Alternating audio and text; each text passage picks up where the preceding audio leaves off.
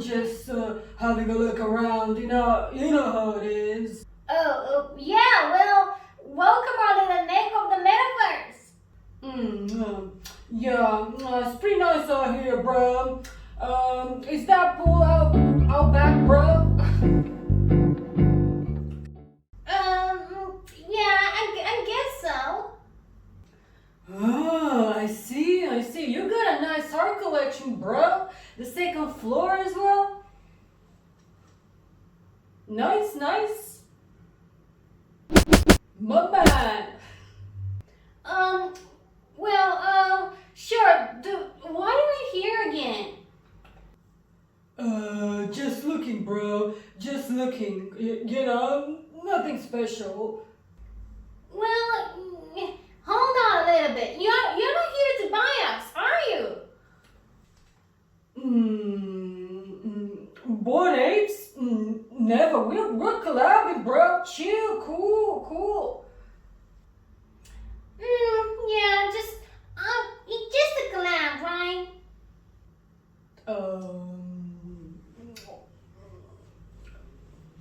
Sure, bro. Just a collab, bro. Is that a solid gold Elon Musk hit? I mean, Meatbits and CryptoPunks said you just collabing with them, were you? It's all good now, bro. Just collabs, bro. Hey. I think I'm gonna go now, bro. But I'm really looking forward to our collab, bro. See ya. Crypto Tuds, lock the door! Rabbit.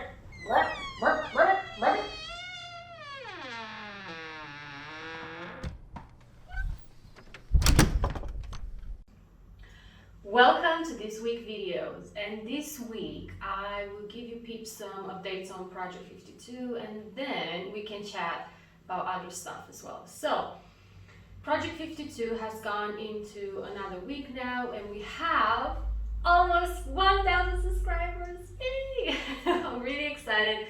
This is probably the most challenging part of growing a project, so let's get into that. A lot of YouTube videos and TikTok accounts will probably tell you, here are 5 easy ways how to make a PFP, and then they show you the same: get Procreate, create layers for assets, then just, I don't know, post it on Opensea, and then boom, like magic, just gonna sell out. For a lot of these projects, doing the artwork is the easy part. Most of the people in the space are artists, and also some of these projects don't have very complex art. So the real hard part comes from trying to build up the community. You have to take a project from pretty much nothing and try to get it in front of enough people that they can start to pay attention. And guess what? 90% of the people, they don't pay attention, right? So now, what is the best way to do this? I think the best starting point is to build up a community around you. I think that's very, very important. So yes, it starts with you, and kind of trying to build yourself up first. I don't know, maybe make friends, speak to colleagues, and just work on things in the space. But I know you're thinking, Indra, a lot of these projects don't seem to do any of that. And yes, you're correct, you're right. Some of them, they don't. A lot of these projects just use bots to pump their numbers. So yeah, the biggest issue I see is a lot of the projects just don't have, I feel like, enough personality. If you look at the successful ones, they all have something, like some sort of personality. They all try and just kind of, I don't know, maybe be a little bit different. But when I sat down in August, now remember, I thought about what I'm gonna do. So I looked at what was going on and how can I make this a little bit better or just slightly different. So I didn't want to do a 2D, and I believe the future of PFPs will be 3D for just a straightforward reason: the metaverse. So at some point, the metaverse, I feel like it's coming, right?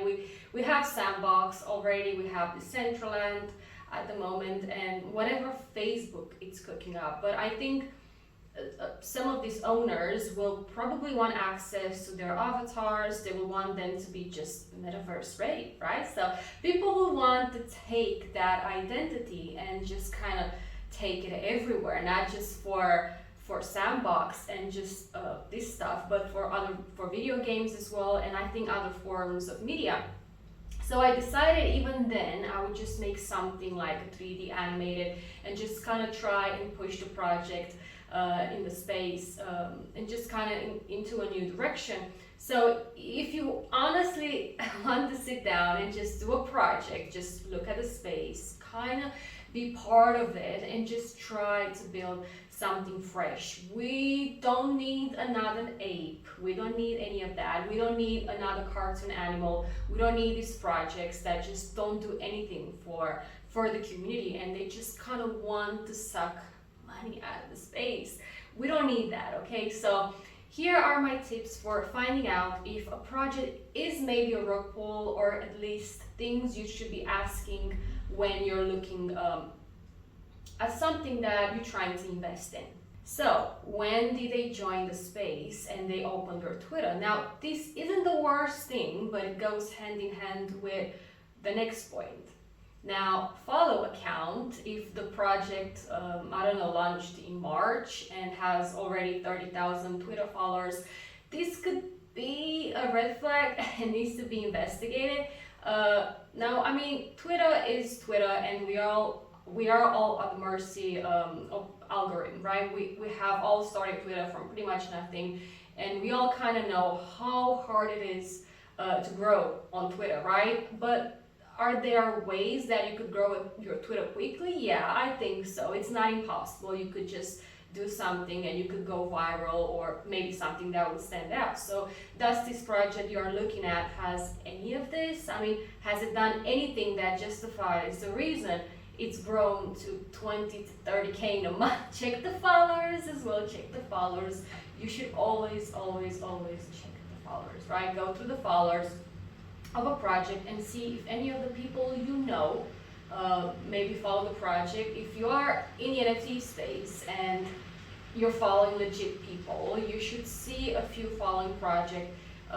It's at least an indication that it could be more legit. Also check for bots, and this is really easy to spot. Trust me, if you scroll and you keep seeing the same profile pictures, it's probably bots. Of course, there are some sophisticated ones, but I mean, some of these accounts don't have any information on your Twitter. They don't say anything. If you click on them, they look like bots. It's not to say legit projects they don't have some of this, and it can happen, but just kind of, you know, keep an eye on it. So does the project tweet anything, or it has or just does only giveaways and retweets? And I mean, they just don't do anything. Then retweets and giveaways, they don't do spaces, they don't really tweet or tweet out information, or they don't talk about anything. It's just like the project has zero personality at all. This is a project, if a project is right, it should be built by passionate people, right? Who are tweeting out things and they are just believing the project and trying to do something. So if the project looks hollow on Twitter, then maybe it's a red flag. Now, the website could be generic, the information could be vague, and the team anon. I mean, some of these projects don't even have Twitter links on to the team members and list them by just a random first name. Does this mean a rogue pull? Not always. Some anon accounts are fine. They have a history of doing good, and yeah, this is something that I think you should be looking at. So check the retweets on giveaways, make sure that these are also not just bots.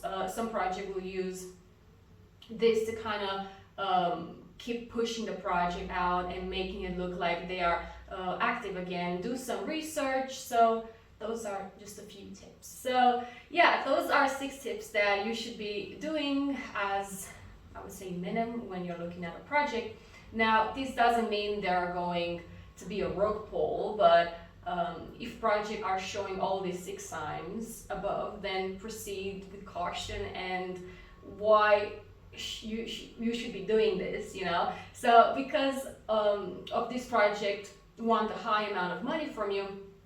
Now, when you go and you buy a car and you drop 10K or 20K on it, you at least check. You may kick a tire or something for fun. You check the person selling it or the business. Do they have good reviews? Do they just, I don't know, look legit? Who is the person running, or who is the person I'm buying from? What's their name, etc. You check these things, right? So you wouldn't buy a car from someone who just refuses to show their faces, gave you, I don't know, maybe incomplete information about the car and couldn't confirm anything, but hey, it's worth 20K, so give it to me, please. Now, why I'm saying this, because quite frankly, I'm a little bit pissed by all the scamming and everything that's happening, and equally sometimes I'm disappointed in the space itself. So why we're not calling out projects that want to do Dutch auctions but drop it at, I don't know, 3 ETH when there's no desire for this, but hey, let's just, I don't know, do it anyway, because, you know, why are we refusing to look and promote smaller projects? That could be, I don't know, New Pool Cats or Dead Fellas. We need to admit that projects, that no project is going to be Bored Apes. It's unlikely that a project will reach those heights. So yeah, but why we're not actively looking? Everyone in the space wants better projects, and people are doing them, but no one retweets them, no one is talking about them. I hope the community will learn to support projects like mine and others as well. When I say I'm doing things for the wider community, I mean it. I mean, you'll get to see when I drop the roadmap for the project. I didn't just make Project 52 to make money. That's part of it, like every project, but I wanted to build something. I wanted to build a brand that the community could use and we could support for a long time. Even now, a lot of the projects ignore the actual community as a whole. Sure, I mean, they make things for holders and let them get more rich, but you price out people who I feel like they're trying to get into the space, and I don't think that's how it should be. I mean, Bored Apes isn't going to help me. It's not going to help 90% of the artists on these platforms. So same with a lot of the other projects. Now, there's not to say these projects are bad, or you know, some of these projects are bad, or trying to throw any shade on them, but we can grow the space if we can just, I don't know, maybe give like a fair entry for people. So PFPs, if you love or hate them, are a getaway entry into the NFT world. So I've learned this over time. It's a way someone can come into the space, experience things, spend, I don't know, maybe a small amount of money just to be part of a community and hopefully earn more from it, which they will go and put it back into the space and grow other projects. Project 52, it's slowly growing, and that's the reality of a lot of this project. It's a slow burn. And I recommend not showing everything first. So that's why we have held back a lot of information, the website, the Discord, and yeah, we are trying to kind of build a narrative and a story around this. Welcome. Scanning located. 5, 4, 3, 2, 1. Initiating.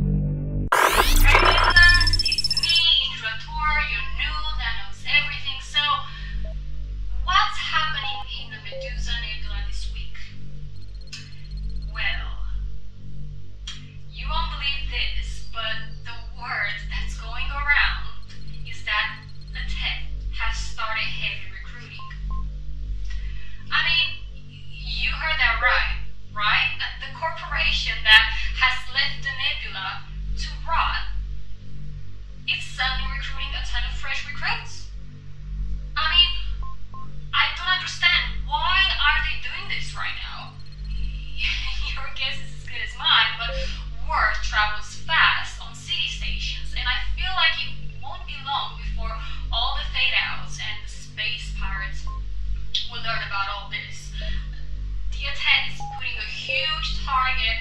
wander back doing this out here in our little corner of our Gemini constellation. So if I was you, I would be observing your communication, because I wouldn't be surprised if someone tries to hijack them.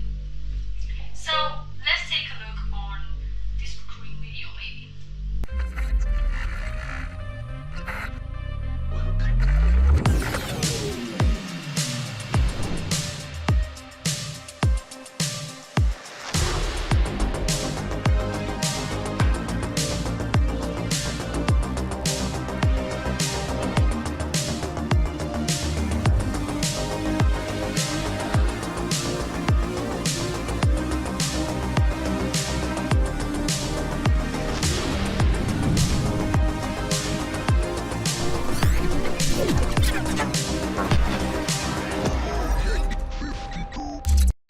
Hype, right? Even I wanted to dance like a drunken girl listening to that music. So, what a project. It's interactive, it's animated, and it's 3D. I have to say this, it looks amazing. So yeah, make sure to follow Project 52 and keep an eye on those intense communication, and I mean, who knows what's coming next. Until next time, Indra tour. I will probably be streaming somewhere secret in the Medusa Nebula, but I'm not sure yet. So yeah, see you. That was the first story video we did, and we are going to keep making them as the story unfolds. Now, why am I doing this? Simply because I want to make a better experience for the community and people who